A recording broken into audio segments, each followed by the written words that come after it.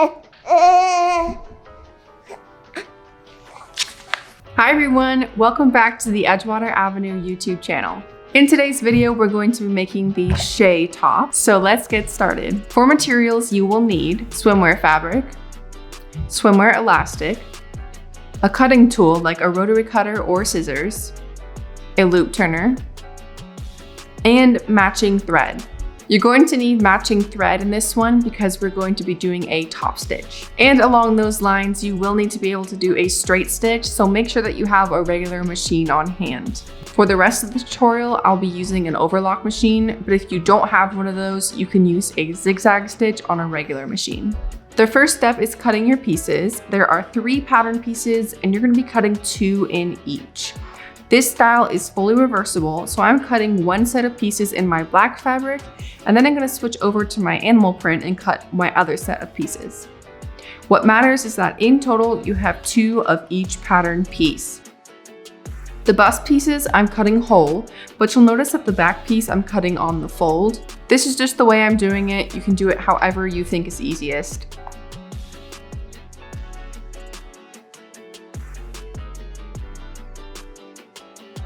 You're also going to need to cut 1 long strap, and the measurements for that strap is inside the pattern.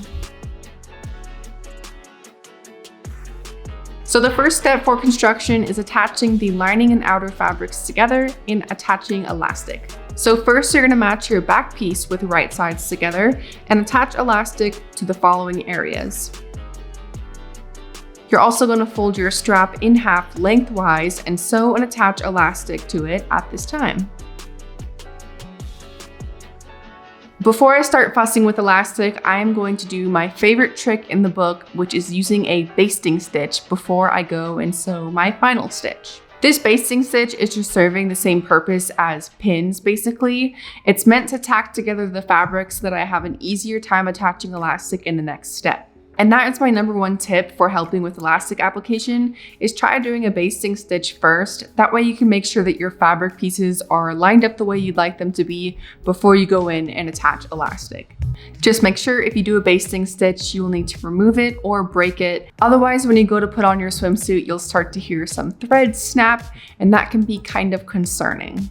So once I have my fabric tacked together, I'm going to switch on over to my serger. But again, if you don't have one, you can use a zigzag stitch on a regular machine and still make a great swimsuit all the same.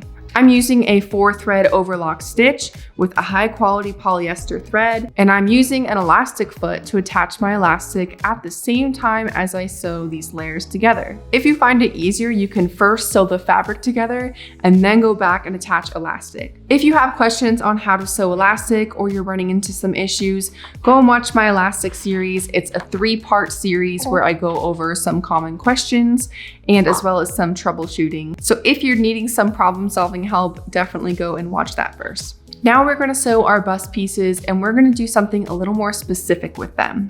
Match your bust pieces with right sides together and sew and attach elastic to the following areas.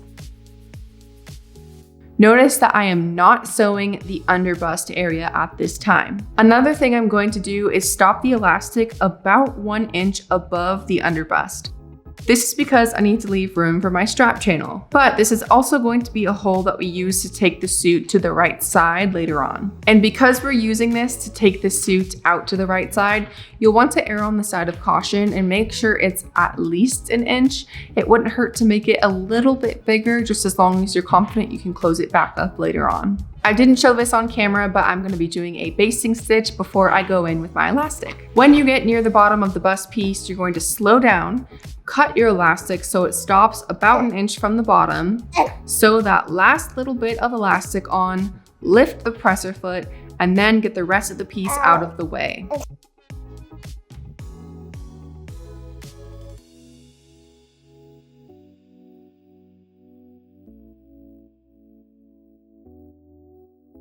You're gonna cut the elastic short on both sides of that underbust. This way it's going to leave room for that strap channel. So once you've finished all the elastic, we are gonna go back and sew that underbust. You do not want to attach elastic to this part.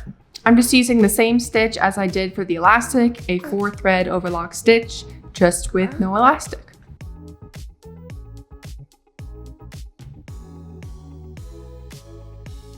Now, if you want, you can tie off the threads on either side of that strap channel opening, or you can use a straight stitch and just tack those threads down. This way, when you go to flip it to the right side, you just have a little more security that those threads are not going to come unraveled. Now all of our pieces are prepped and they are ready to be attached together.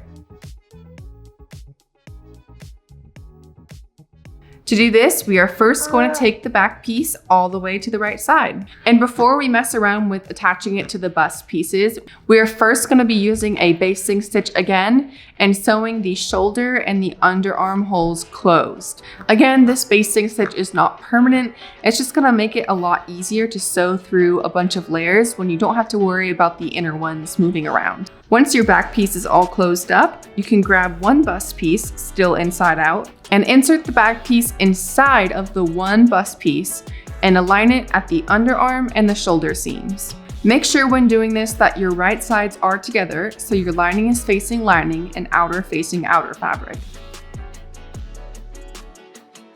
You should have the back piece completely tucked inside once you're done. Pin and sew the shoulder and underarm seam, attaching the back to one bust piece. To sew these seams, I'm using a straight stitch and sewing at the 1/4 inch mark to account for seam allowance. You can also use an overlock stitch for this if you prefer.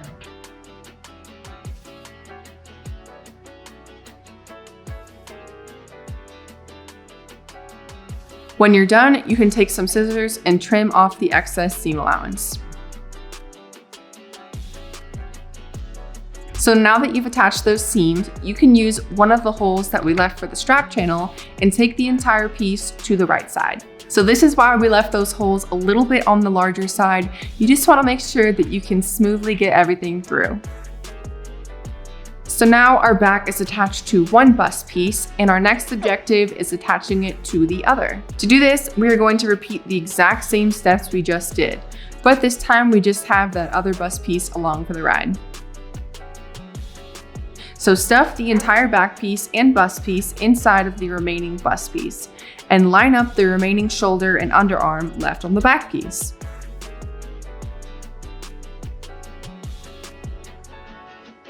Pin, sew, and then trim the excess just like we did in the previous step. And again, through one of the strap channel holes, take the entire piece to the right side.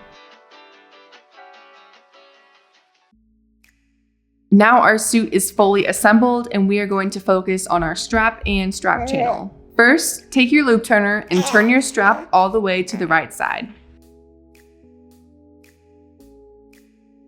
Put it to the side and now we are going to sew in the strap channels on each of our bust pieces.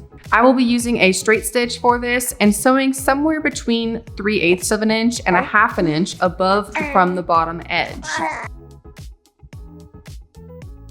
Before I start and end these seams, I like to push the area with the strap channel hole just slightly in. I just kind of like curl it in before I begin tacking it with a top stitch. This way those raw edges are tucked in just enough out of the way. But I know that a lot of people run into issues where as soon as they have something with a strap channel, when the strap slides, it pulls out the raw edges. So I did make a separate video, which I will link, that has some tips on how to prevent this from happening.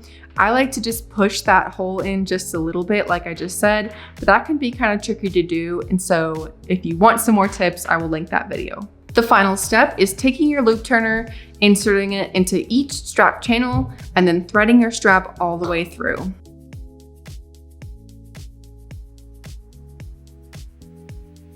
That completes the Shay top. Here is the final result.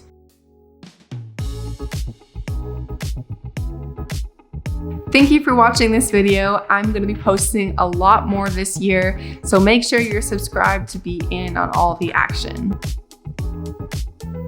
Thank you, and I will see you next time.